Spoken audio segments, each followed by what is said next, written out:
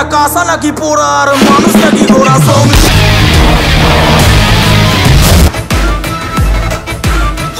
Finally এবার বেরিয়ে এলো শাকিব খানের তাণ্ডব সিনেমার ক্যামিও চরিত্রে আমরা কাকে দেখতে পাবো। এবার আসছে কুরবানি ঈদে মুক্তির অপেক্ষায় থাকা রায়হান রাফি পরিচালিত শাকিব খানের তাণ্ডব সিনেমা। তবে তাণ্ডব নিয়ে এর মধ্যে তুমুল আলোচনা চলছে সমস্ত সোশ্যাল মিডিয়ায়। মানে এই সিনেমার টিজার নিয়ে শুরু হয়েছে হইচই। শুরুতেই শোনা গিয়েছিল শাকিব খানের তাণ্ডব সিনেমায় ক্যামিও চরিত্রে আমরা দেখতে পারবো আমিন খানকে, তাছাড়াও থাকতে পারে আফরান নিশু, জিৎ, শরীফুল রাজ। তবে শেষ পর্যন্ত রায়হান রাফি তাণ্ডব সিনেমায় ক্যামিও চরিত্রে বেছে নিয়েছেন জঙ্গলি খ্যাত নায়ক সিয়াম আহমেদকে।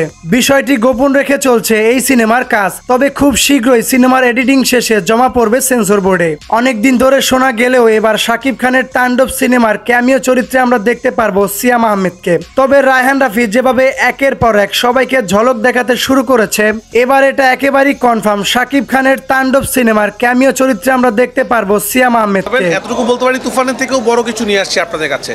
তুফান 2 আগে এটা আরেকটি কন্টেন্ট আমার, যেটাও ইনশাআল্লাহ তুফানের মতো ব্র্যান্ড হয়ে যাবে। তাণ্ডব সিনেমা দিয়ে রায়হান রাফি সবাইকে এমন ভাবে তাণ্ডব করবে যেটা এর আগে কেউ কল্পনা করতে পারেনি। তো আজকের ভিডিওটি এই পর্যন্তই ছিল। এরকমই নতুন নতুন আপডেট পেতে আমাদের চ্যানেলটিকে সাবস্ক্রাইব করুন।